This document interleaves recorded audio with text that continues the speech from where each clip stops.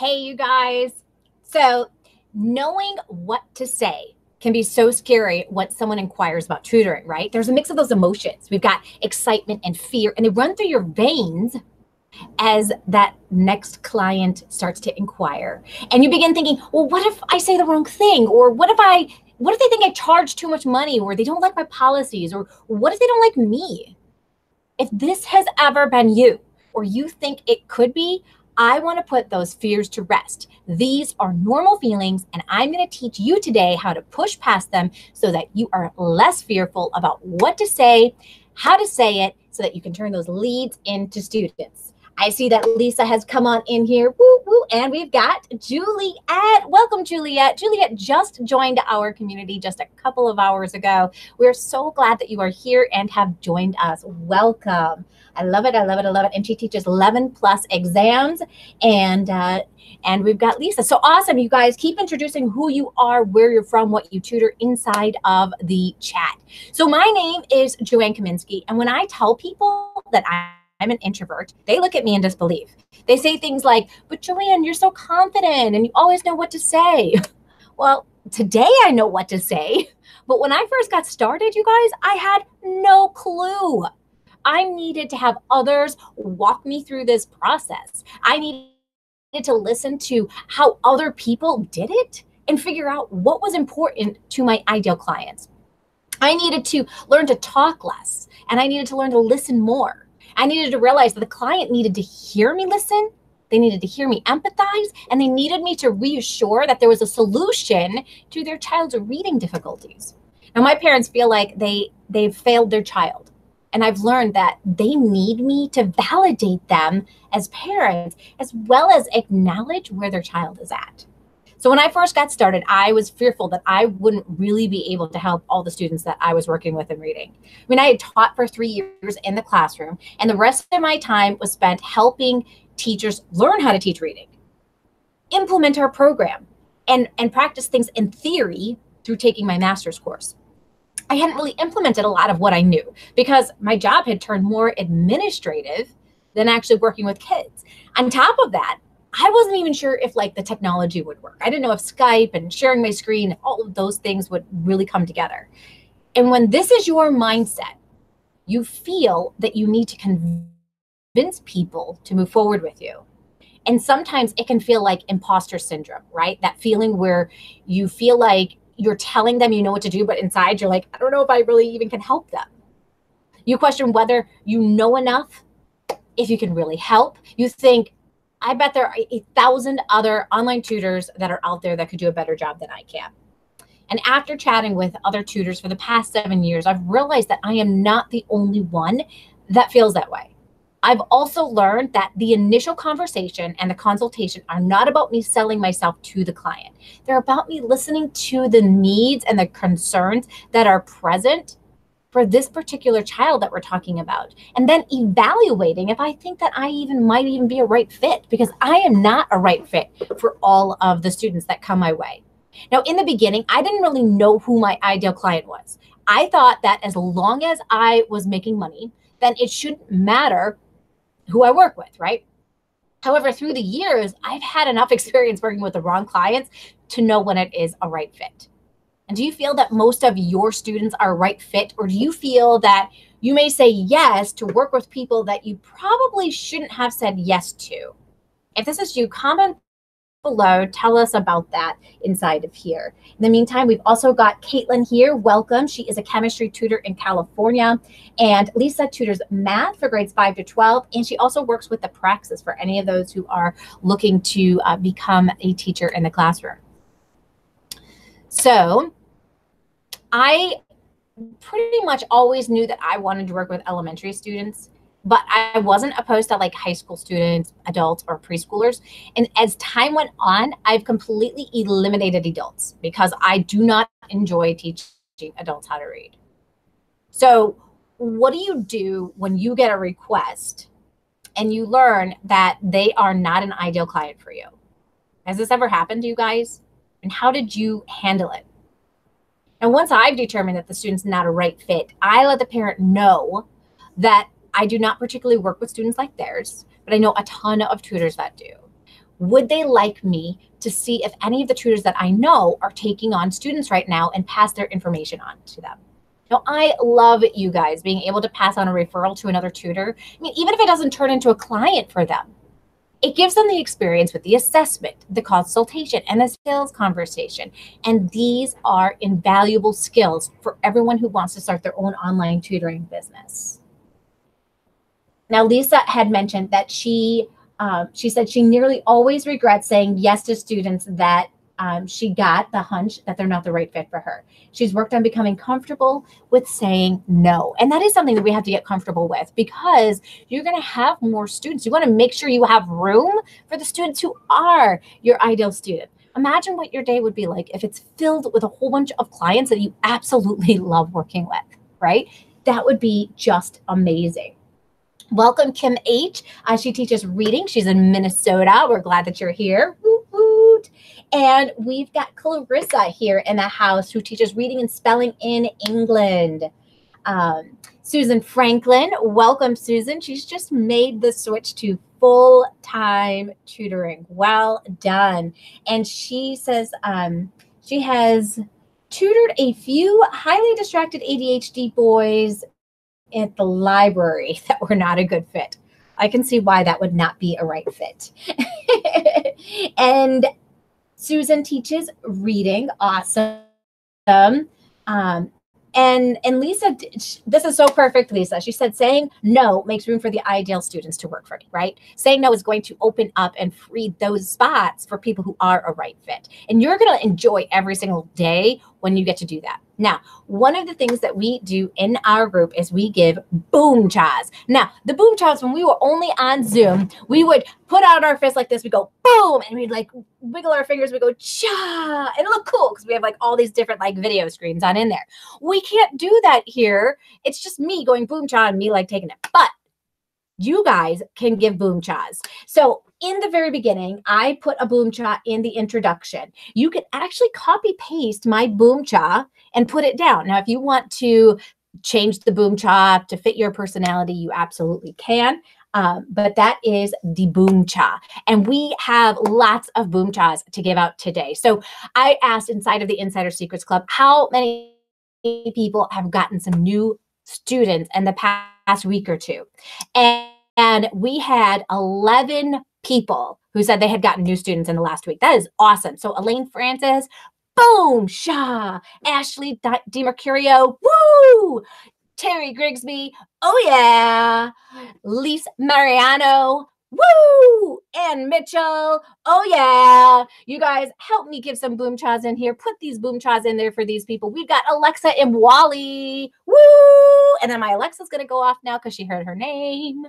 We've got Robin Glembotsky, woo. We've got Beth Hansford, Lisa Vincino, Maria Johnson, and Sharon Fraser Van Putten. Boom cha. You guys are awesome. I'm just going to give like one big like boom cha right on into there. That is awesome. Susan Franklin said that she had one 2 weeks ago. Well done. That is awesome, you guys. That is absolutely fantastic. And we have some other people too that are doing some really great things. Sindhu Bharati, she said that she ended up getting a guest blogging opportunity. You know what? The more that you can reach out to other people who have connections out there in the online world, the better. Awesome.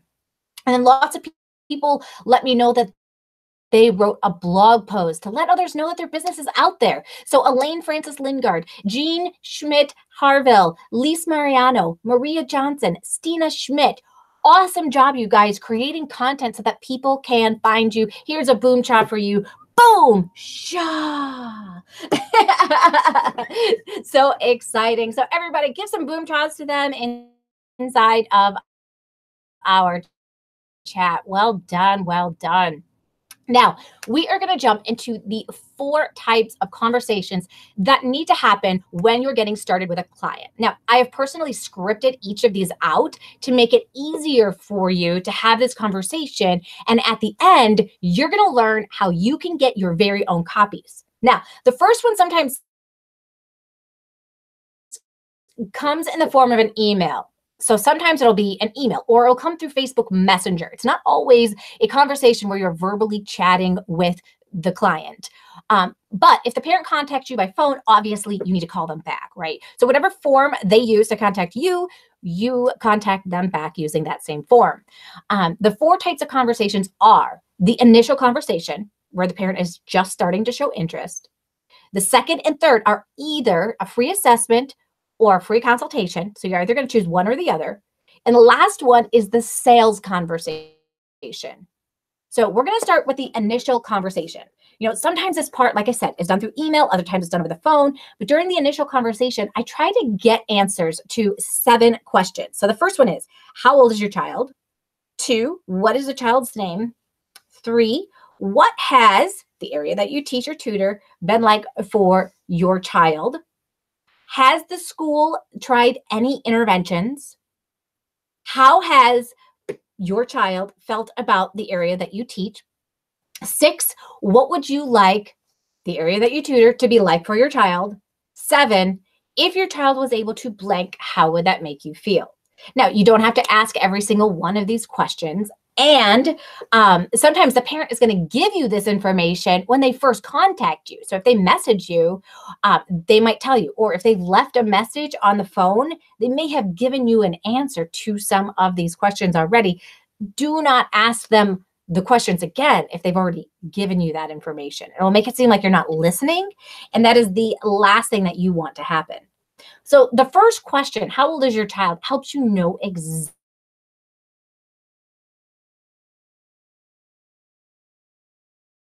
exactly who you are dealing with, right? Sometimes the person's requesting, they're going to tell you that they're changing the grade, but not their age. And while the grade is also helpful, you want to know if the child has stayed back a year, right? That's important information.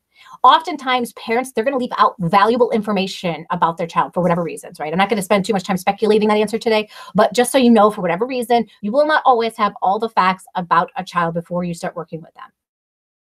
Now, knowing the child's name is important because every time you refer to their child, you now have a name and can make it that much more personable. The child is not just like some random child, right? I mean, this is this parent's child, and they're not a number in the school system. They're special, they're unique. Now, after I know the child's name, I ask what reading has been like for their child, and I insert their name in there. So this part usually takes the longest as the parent does their best job, remembering everything that they possibly can. Now, if it seems conducive to ask additional questions, feel free to do that. I do want to touch on this. Remembering all of the details not always easy for the parent, especially if their parent has had help in the past in school or with other tutors. They've heard terms thrown around they don't know the meaning of, and they might be confused or they're frustrated. So some of you might know that right now my husband, he's remodeling our kitchen. So if you ask me what the process has been like, then I would tell you that he took down the walls, he replaced the insulation and added drywall. Right? Pretty short and simple. But there's so many more details that I left out. In fact, I had my husband tell me like everything he's done like yesterday to show you the difference here. He said he had to remove the electrical outlets and make sure the wires were going to the right places. He needed to reroute the water pipes for the refrigerator because we were moving that around. He took all the lighting down, rerouted that electrical. He had to move here, had to rip out the flooring, which was engineered hardwood on top of a linoleum. And he can't get the cabinets in place until he is able to scrape all the paper off the lower level of the linoleum because the glue absorbed into the wood. And he said when the walls went up, he had to tape, mud, texture, and prime the walls, and then he painted them. Now, it is important to know that parents are not intentionally leaving out information all the time, right? Sometimes it's because they are inundated with so much information like that they don't know how to put the details together. For me, like to tell you all that stuff and to remember all of this, I never would have been able to tell you all of that without having a conversation with him and telling me, so what did you exactly do? Because this is what it looked like from my side, right? But I'm not doing it. I'm not in that process. So I have a different perspective. So sometimes parents will say to me things like, he's a slow reader. Or they might say, well, he does well on class tests, but he seems to bomb those state tests that he has to take. Now, it's important to know that if a child has been part of an intervention at school, this is going to let you know more about how long this has been a problem for their child and what kinds of things that the school's already done. Now, many times I hear parents that their child is too high to receive help, but they know that their child is behind. And since only a certain percentage of kids can receive help, it's often true.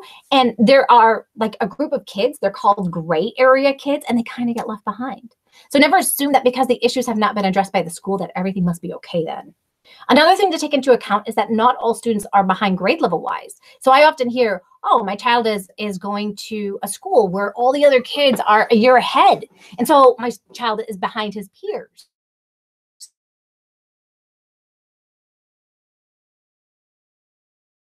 And that you, or if you can't, that you know somebody who can. And there are some countries where everyone has a tutor and kids are competing to get into like middle school. And many schools, they're cutting their gifted programs, and kids that once used to be challenged, they are completely bored, right? And some of the parents, they're looking for resources out of the school system to give their child the advantage. And I personally, I don't see anything wrong with this. I'm never going to judge a parent who is putting education first. I like knowing, how the child feels about reading. So I ask, how does your child feel about reading? So the parent will then say something like, well, he likes it when I read to him, but hates reading on his own, or he likes to read Diary of a Wimpy Kid books, but when asked to read anything else, he refuses. This type of kid is going to like reading like graphic novels and fiction stories, but will most likely struggle when it comes to reading nonfiction because he doesn't have much experience with it. And based off this conversation, I know that I'm going to need to check both fiction and nonfiction comprehension. Now, a critical piece of information is to find out what the parent would like the child to be able to do. And if you feel that you can deliver this result, then you can follow it up with a story of another student that you've worked with that struggled in the same area and mention how you helped them.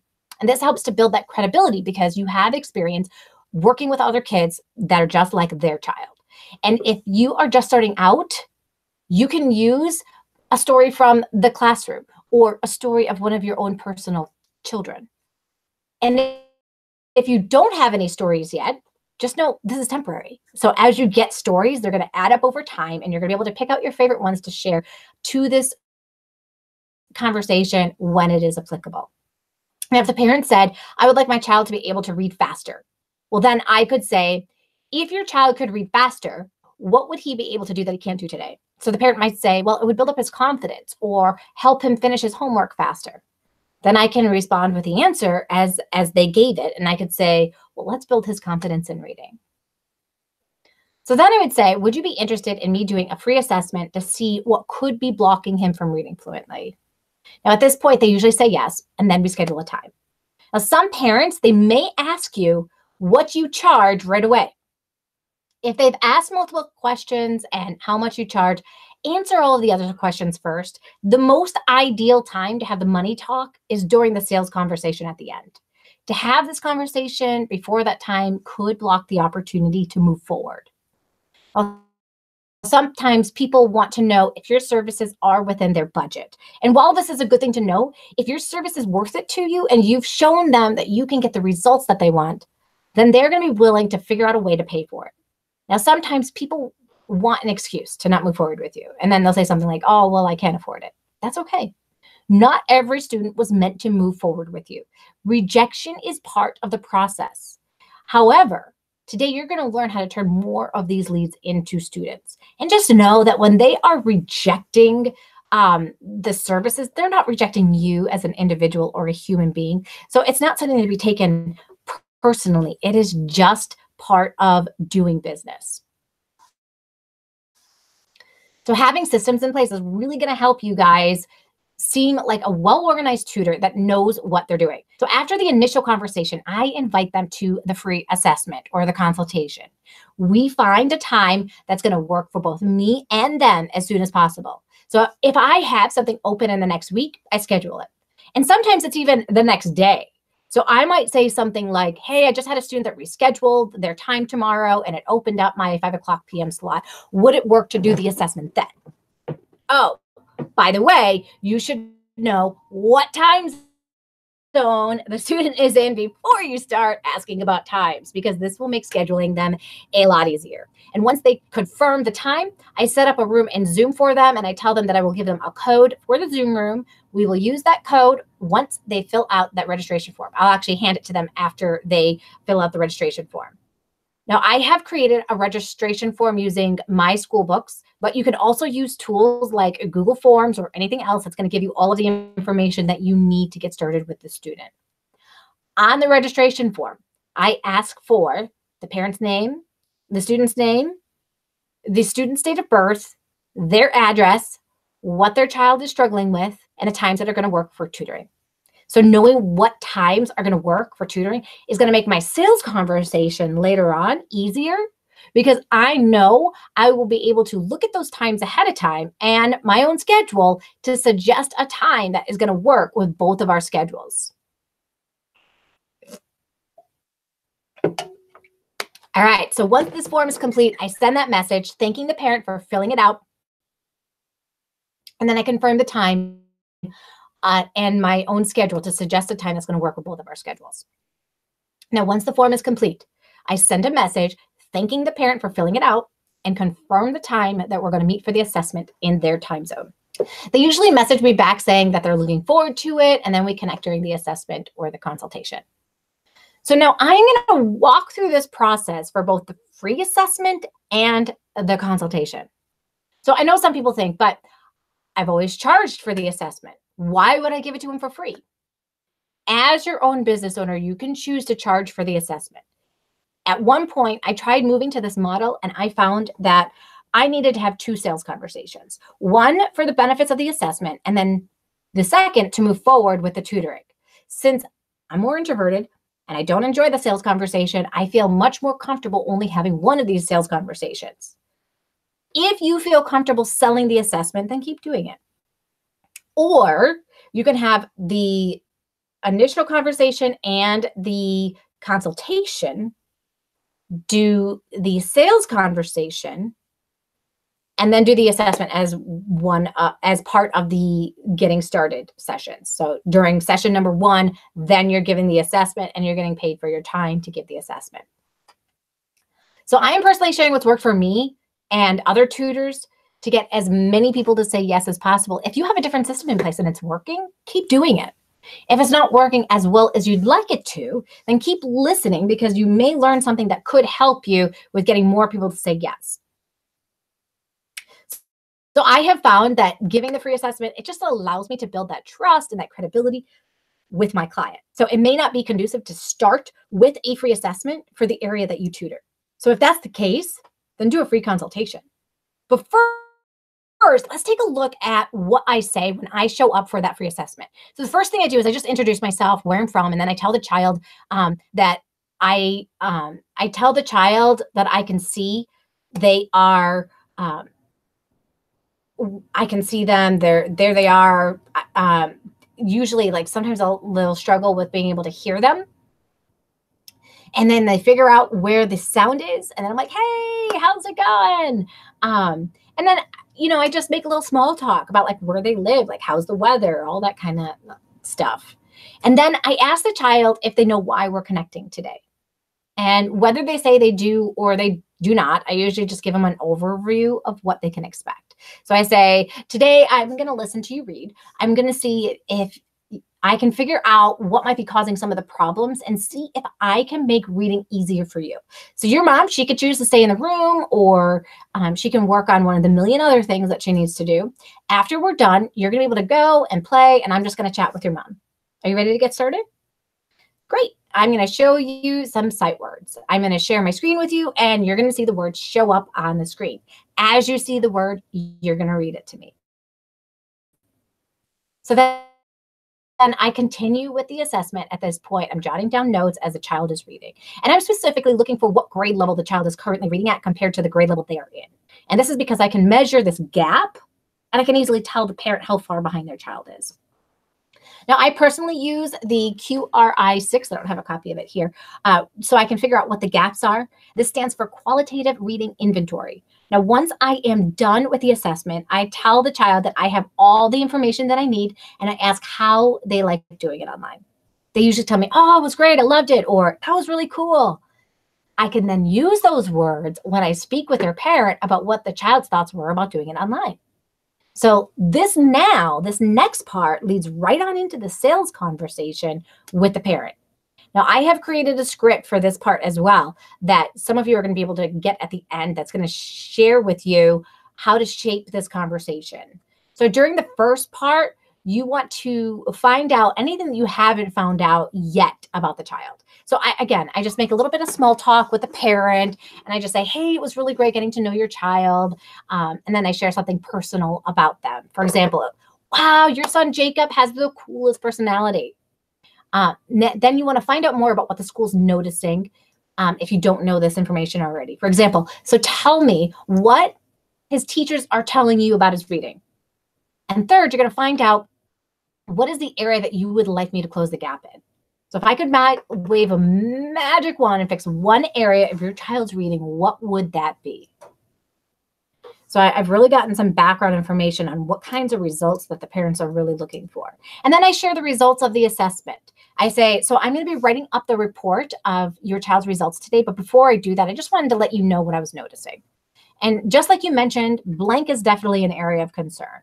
And so I go through that information and share that with them. The next part is you want to explain your process, right? So when I do that, usually I'm asked the question like, well, what can you do to be able to help my child? So I say, so what I do to help kids just like yours is I find out specifically where they're struggling. I create a plan of attack that's going to close that gap very quickly. In fact, I'm able to close the gap a full year with 8 to 12 hours of instruction. So based on the assessment and the information the parent has told me about the services being given at school, we're going to be able to take a look and see, how soon do I think that they're going to be able to get results. For example, I might say something like, oh, it seems like your child has an amazing memory and seems like he's a fast learner. I have a feeling he's either going to move as quick or quicker than the other students that I work with. That may or may not be how I go about it, right? If I know that they have some kind of a learning disability, I'm obviously not going to respond with that, right? It's only based off of the information they've already given me and what I've noticed and seen while they were doing the reading. And then you ask, are you ready to get started? This is one of the most important questions, right? Most parents know by this point if they want to move forward with you or not. So just simply ask them, are you ready to get started with tutoring for your child? So by this point, they may ask how much you charge. You'd say, I charge $75 an hour. And I feel that in order for your child to make the kind of progress you would like to see, you need an hour of instruction a week. I do my payments via PayPal, and I have set that up in a super simple way. All you need to do is fill out your information once, and then it is automatically taken care of from there. And I give parents the option of paying weekly or monthly. And the benefit of paying monthly is that there are 5 Tuesdays in a month, they'll get one free. Which one would work better for you? And then you're going to set a day or days of the week to work with their child. I've heard lots of people who don't set a day at a time during this conversation, and then they wonder why they don't show up again. So you want to be able to set that information up right away during this sales conversation. And when the parent leaves the conversation, you want them to feel hopeful and relieved that they have just found a solution to this problem. All right, so question in here is, do you use a digital version of the QRI6 word lists and passages, or do you use the document camera? Great question. I do. I created a word list inside of PowerPoint. So I use the... Do you use a digital version of the QRI6 word lists and passages, or do you use the document camera? Great question. I do. I created a word list inside of PowerPoint. So she was watching, and now she's joining because she's going to be helping me with a portion of this. Yay, I'm so glad that you are here, Jean. And this is perfect timing because we are going to actually be modeling for you guys what it looks like to go through this process. Now, I have kind of given Jean a practice student and what that is going to, who we're going to be having a conversation with. But other than that, nothing else is planned here. This is a total impromptu conversation. I don't know which she's going to ask me this. We're really going to pretend that this is happening. So thank you, Jean, for joining us. Thank you for asking. You're awesome. She's so brave, you guys. She's not afraid to get on camera. She's our girl.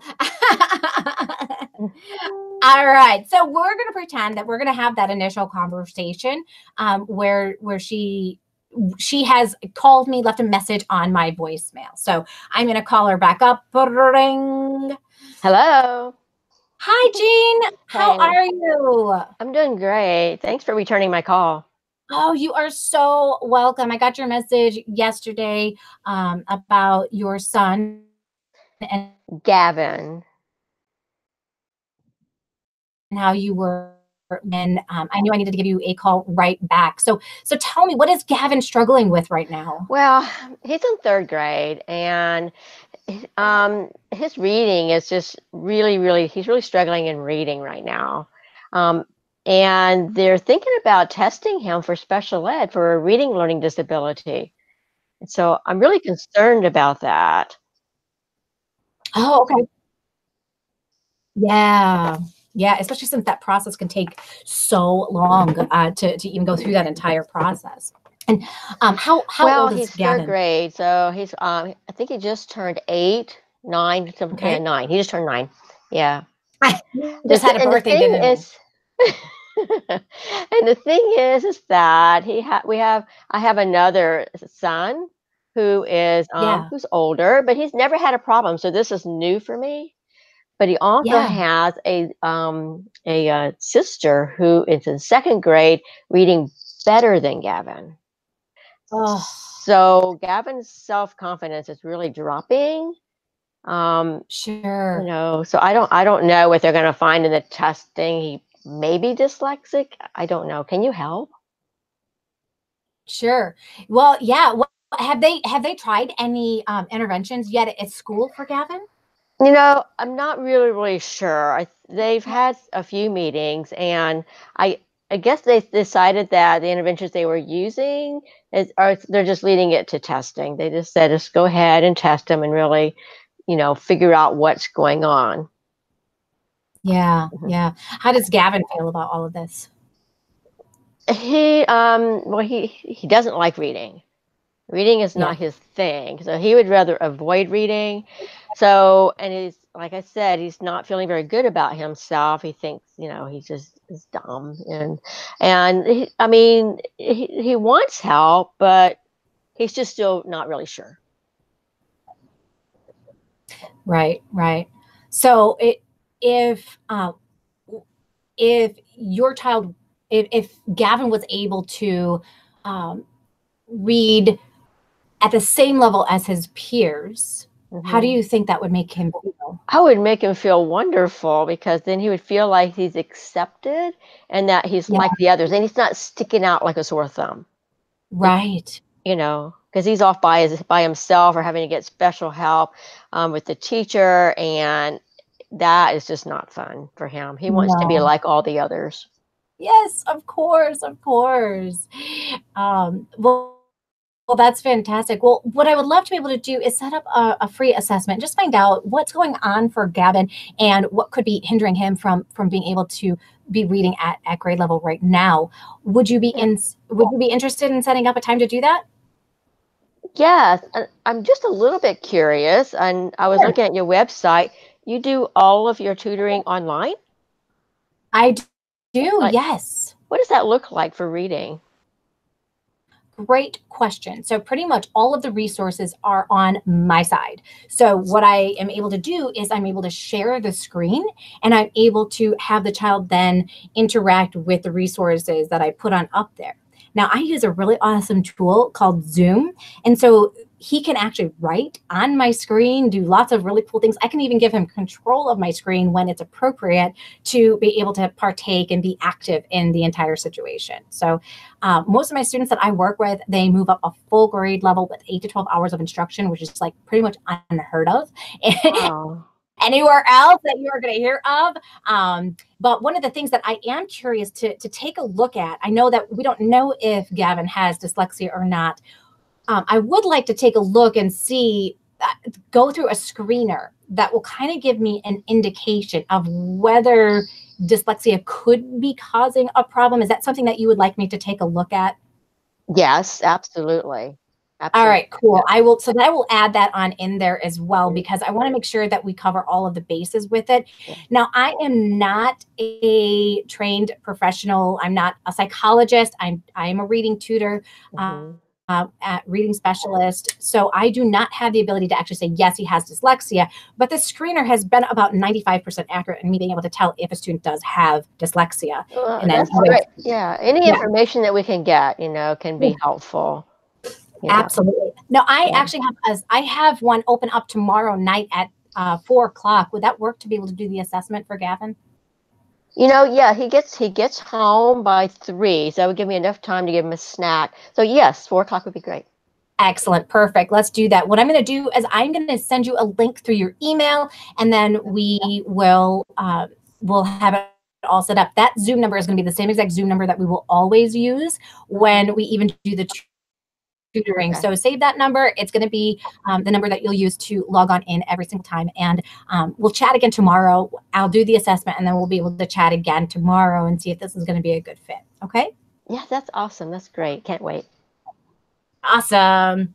All right. So now we get to the next day where we're going to do the free assessment. Now, I like to do this assessment as quick as possible, you guys, because I don't want a lot of time to be in between the time that they have reached out to me and the time that I'm doing the assessment, if at all possible. I am pretty booked, so it's not always possible. But if I can do it really, really soon, I totally will do it really soon, because I want them to see that I'm serious about being able to help their child, and that I'm somebody that they can count on. I'm not going to make them sit weeks and weeks and weeks before we take the next step.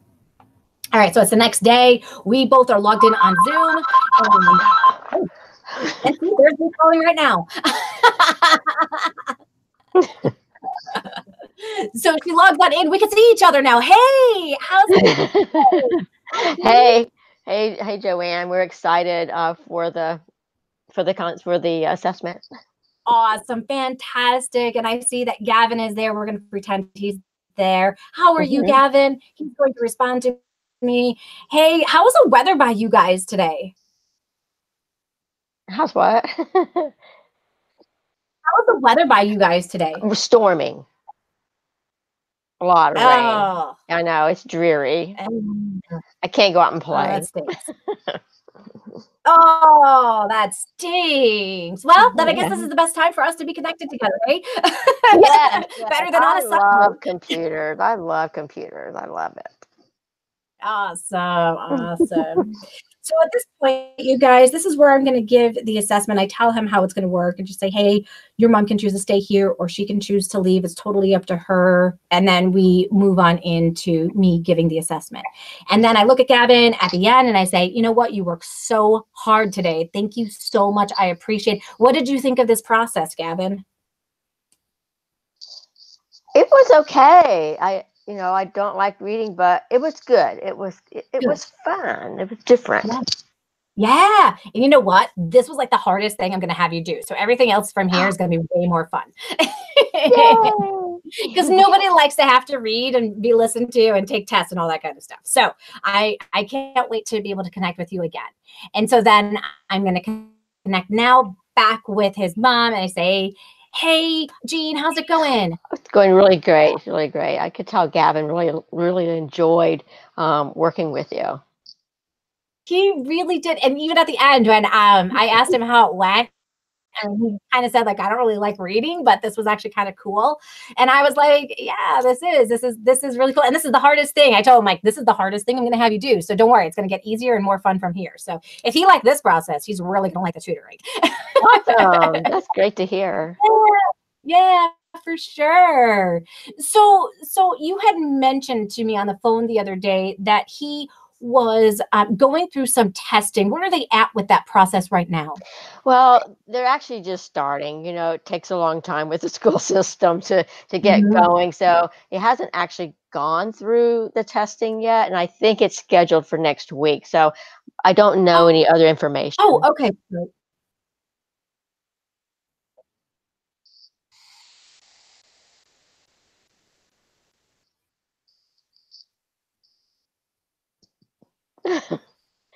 we lost you for a second there. Oh, there we go. Tech problems happen all the time, don't they? It's interesting.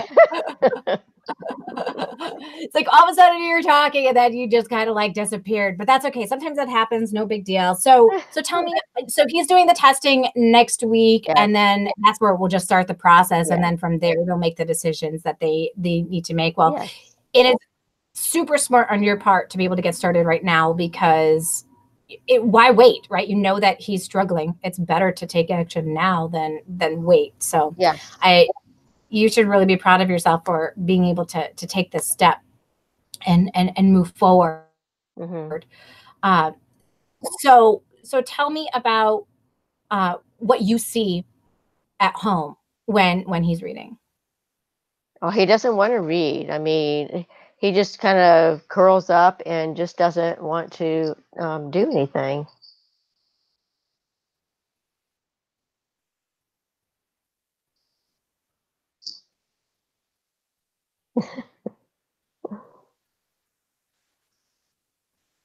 All right, it cut out on us then again, which is not really typical. Like, you don't really have too many of these gaps that kind of go in and out on there. But if we could wave a magic wand for Gavin and be able to fix one area of reading, what would you like that to be? Let's see. I think like sight words, because he struggles just reading those words that just he tries to sound them out and they just don't sound right at all. Well, yeah, exactly. And only 30% of those words can even be sounded out. I mean, only 70% of those words can be sounded out. Usually the sight words are the ones that can't be sounded out. So I always start off each of my sessions with those sight words. So that'll be perfect.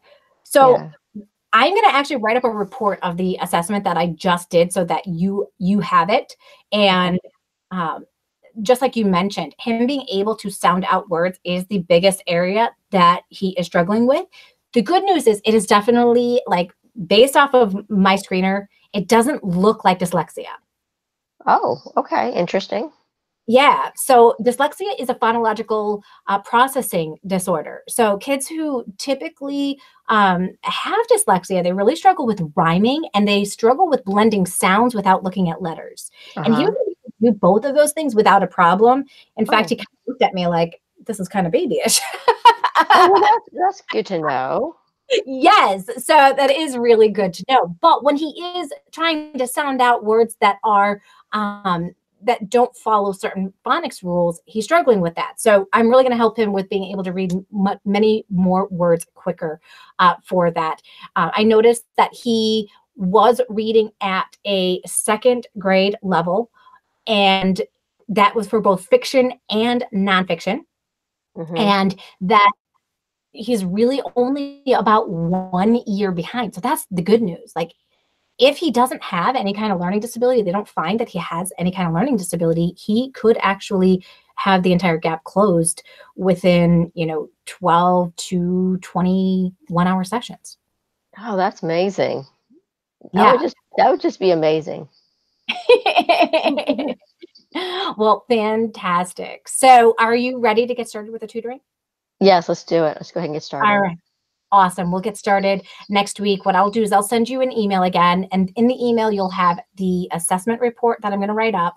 And then you'll also have a link on how to take care of payment, and also like what the expectations are that you can expect from me and from you on your side, so that we both feel comfortable moving forward. Okay. So do you have any questions at all? No, not really. Maybe I probably do need to ask how much you charge so that I can budget. Yeah, absolutely. So I charge $75 an hour because he only needs the 1 hour of instruction a week, and I do it monthly. It'll be $300 a month for the tutoring. I do my payments via PayPal, and I have made it super simple for him. So all you need to do is just fill out your information once, and then it's just taken care of automatically from then. And then we just move forward from there. That sounds great. That's good. I like that. Awesome. All right. Well, I am looking forward to getting started with him. I noticed that you have Wednesdays at 5 o'clock open each week, and I have a slot open at that time. Would that time work for us to do the tutoring together? Yes, that would give enough time for him to get a snack at home and get a snack and to get ready. Yes, it'll be fine. Excellent. And I can start next Wednesday with him if that works with you guys. Does that work? Yes, it does. Excellent.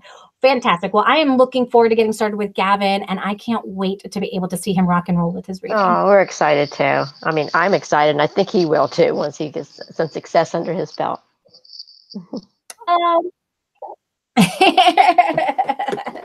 Fantastic. So you guys, you can see this is exactly how this entire conversation goes at this point in time. And it makes it, you really just want to ease the parent that you can be the solution. You're listening to what are some of the things that they're struggling with, and then you can move from there. What was that process like for you, Jean, as you went through that? It was very reassuring. I mean, I needed help from my child, and and you were able to answer my questions, and you were personable, and I felt like you knew what you're talking about, and felt confident that you would be able to help him. And when you said you could do it in, under 20 hours around that time, and 300 months, that's actually really good, because I'd rather spend the time now and the cost, because the outcome is going to be so much greater for him. His self-esteem is going to rise, and that's really important for me. Yeah. And so, and then usually, like at this point, like say it's April now, right? Like, and we close that gap before like the summer. I'll usually even just say to the parent, I'll kind of like push it out, like as summer comes, I'll be like, hey, I don't want him to lose any ground. He's made such great gains. I don't mention that in the initial conversation or sales conversation, but I do try to get them to stick around through summer so that they don't fall backwards. And then in fall, I'll say, then you can make the decision if you want to continue working with me or if we want to part at that point in time, because he's caught up. And so I let them make that decision. And then they're usually really happy with that. Awesome. Well, I know lots of you guys are wondering, well, what does it look like if we do that consultation? So here is what it looks like when we are doing the consultation with a student, with a parent or a student. So sometimes it's an older person that we're doing the consultation with, right? And so that's what we want to take a look at. So again, you're going to start, you have that initial conversation, and then you move on into the free consultation. You start with that small talk. And then if there is a child involved, they may or may not be part of this conversation. If the child's younger, most likely it's just going to be you and the parent. If the student is an adult, then you're going to be addressing them directly. So you start off with that small talk, and then you talk about where they are from, what's the weather like, just a little bit of chit chat, and then what are some of the biggest challenges that they're having. And then you're going to ask them, what they have tried doing to get better at, and then ask them if it's worked. Ask, how is it affecting them, and how long has it been a problem? And then you're going to ask what they would like instead. Like, what is their goal? What is their vision? And if they were able to do this, what would their life be like? And then we have the golden opportunity question. And that is, on a scale of 1 to 10, how committed are you to reaching this goal? So if you have any recommendations for them, you can suggest them to the client and then offer the last recommendation of them working with you. And then tell them how working with you would be different than what they've already tried, and ask them how that sounds. And then you're going to ask them, if the two of you were to work together, what would they see themselves getting? You can ask if they have any other questions, and then ask them if they're ready to get started. And then you set up the time, and you're ready to rock and roll. So what does that look like in context? So we're going to pretend that we have a student that wants SAT tutoring. So I'd start with small talk with a parent. I'd ask, hey, have you taken the SAT already, or have you done any prep for the SAT? So if they say yes, I'd respond with, well, what are your biggest challenges that you've had so far? And the student might say something like, well, I wasn't able to finish it on time. I felt like I knew most of the answers, but I still had, like, there were answers that I wasn't able to complete. So then I would ask, well, what score did they get? Have you done any prep to prepare for the SAT? If the student says, I got 1100, I took a class at school, but it didn't really help, then I would ask if they have figured out what school that they would like to get into next, and if they know what score they need to get into that school. Then I would ask, what would you like to go to the school for? A student responds, oh, I want to be a veterinarian. And I say, excellent. What would your life be like if you were accepted into the school that they've already mentioned, and you were later accepted to apply to veterinary school? And then I'd have the student respond and then say, great, on a scale of 1 to 10, how committed are you to raising your score to a, let's say, 1400, which is the score they would need to get into the school that they wanted to get? And the student says a 10. And I say, great, because I only like to work with 10s. If they answer anything besides a 10, you can ask them why. So answers might be anything from, I'm not sure if I want to be a vet, to I'm working full time, but the answer will definitely get you closer to knowing what the student's intentions are and how serious they are about getting a good score. And then next you can begin to make recommendations. So the first step is to take another practice test. This is going to let you know as a tutor what sections could be causing the most problems. So a student needs to complete this by a certain time. You're going to give them a date that it needs to be complete by this date. And then you might send them like a couple of videos to watch that you've created that are going to teach the student how to manage their time better with taking the test. And then the third recommendation is to work together one-on-one so that you can guide them on where they're making the errors, teach them how to answer certain questions more effectively. And then you can mention how the strategy is different based off of what you have heard them say before and what they've tried. So ask the student, how does this sound? And the student responds, you know, if they were to work together, what do you see them getting?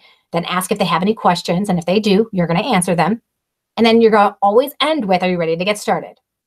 Their answer should be yes. And then you say, awesome. I see that you have 4 o'clock open to do tutoring on Tuesdays. I have 4 and 6 o'clock open. Does that still work for you? So notice here, we are building into that free consultation right away, that sales conversation. They go one after the other. So at this point, I'm going to check to see if they have any other questions. I'm going to check to see if you guys have any questions. So inside of the feed, if you have a question, I want you guys to definitely type it on in. So we have Simone in the house. Welcome, Simone. We have Simone from Italy, and she tutors thermodynamics and chemical process. That sounds really, really smart. Susan Franklin asked if I use My School Books for invoicing.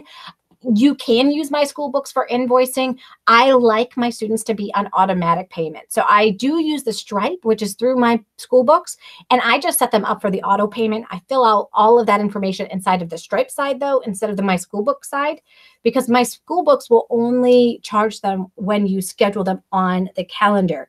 And I don't really like that process. I'd rather just to have it on automatic for me and just automatically do it. Either it's an automatic invoice through Stripe or it is an automatic payment. And I think I have answered all of the other questions that people had.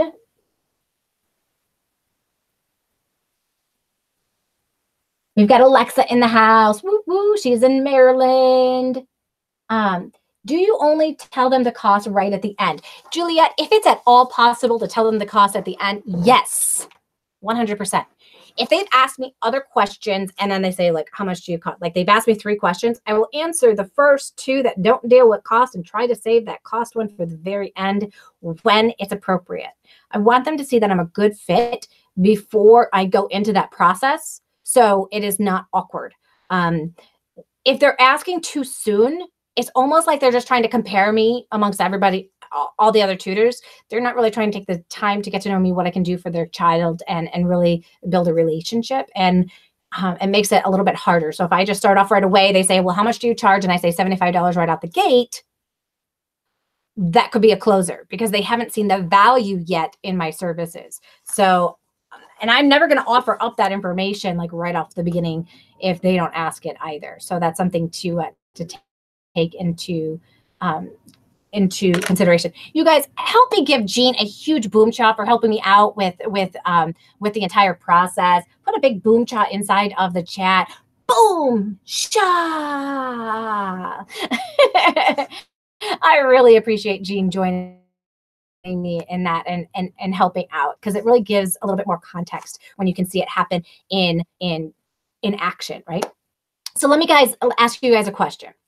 If you were to follow this system and have a powerful initial conversation that invites the client to a free assessment or consultation, and then you give them the registration form to fill out and give the free assessment or consultation using this layout that I've mentioned throughout this call, and then you have the sales conversation directly after the assessment or consultation, do you think you could turn a lead into a student?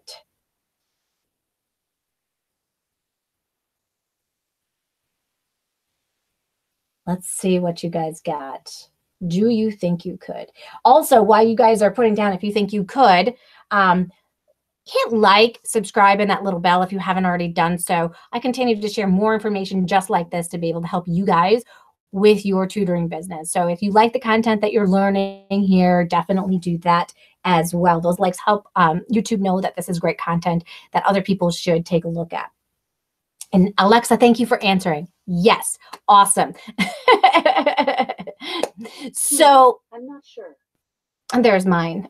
She had to speak too. We couldn't leave her out. All right. Well, how many of you guys are still kind of scared about having these conversations? I want you to know that I'm here to support you. In fact, for people who are members of the Insider Secrets Club, I am actually holding a workshop next week, Friday, where you're going to get to practice having these conversations with other tutors in a similar manner that I just did with Jean. And for those of you that are already members, I want you to stay tuned because you're going to learn more about the workshop and the resources that I'm going to give to you. Also, if you are already a member, could you type in the chat what the benefits of being a member have been for you? And for those of you who are not members, you're going to learn what you get if you choose to join us in the Insider Secrets Club. So next week during the 3-hour workshop on Friday, you're going to be able to get to practice these conversations. This is going to allow you to know exactly what to say, when to say it, and get feedback from other tutors. You're going to get to practice the initial conversation, choose to practice the free assessment consult or consultation and the sales conversation. You're going to be more confident. You're going to be pumped. You're going to have these conversations and you're going to leave your fears behind, all while talking less, listening more. And your students' parents are going to feel like you're different because you care and because you listen. And as special bonuses, I'm going to give to you guys the initial conversation questions that you can use, the free consultation, the sales conversation steps, and the things to think about. And this is going to make the process super simple for you. Now, as a member of the Insider Secrets Club, you are going to get access to a weekly group coaching call that's going to guide you to stay true to your goals and hold you accountable to reach them. Second, you get to attend a question and answer call each week where you can ask as many questions about your business and get help whenever you get stuck.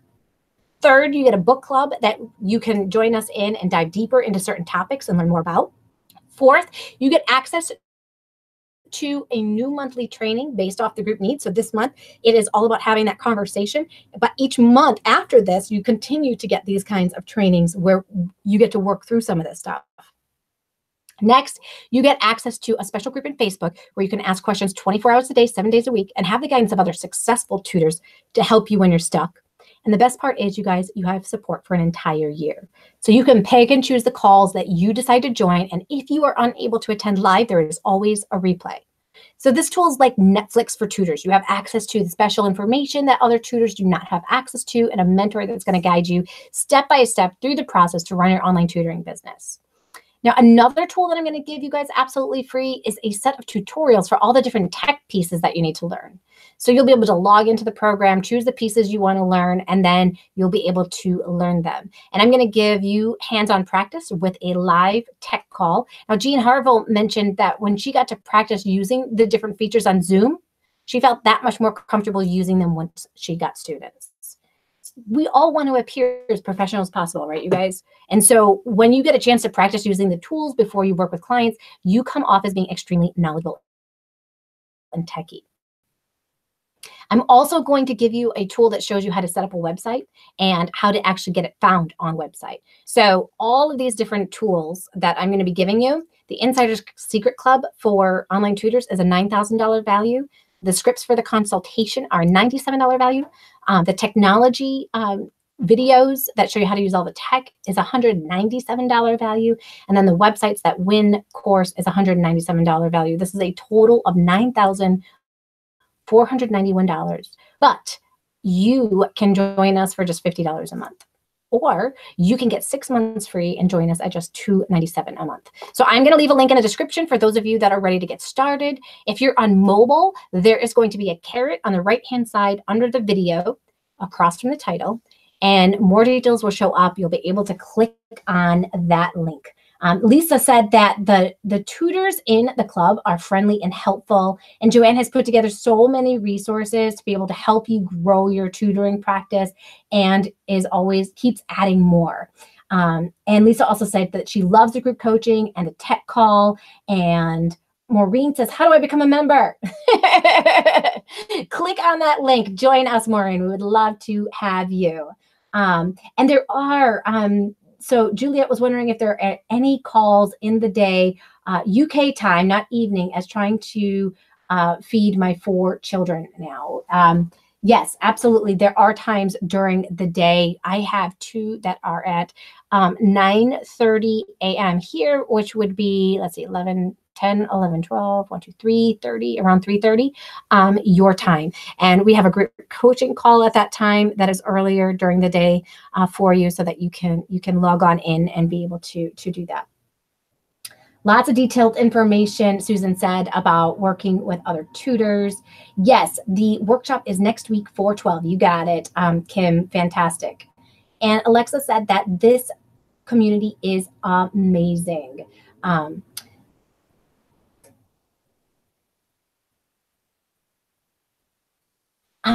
Nadia asked, she said, I have had amazing conversations with parents via phone, and then I don't hear from them again. Do you follow up more than once?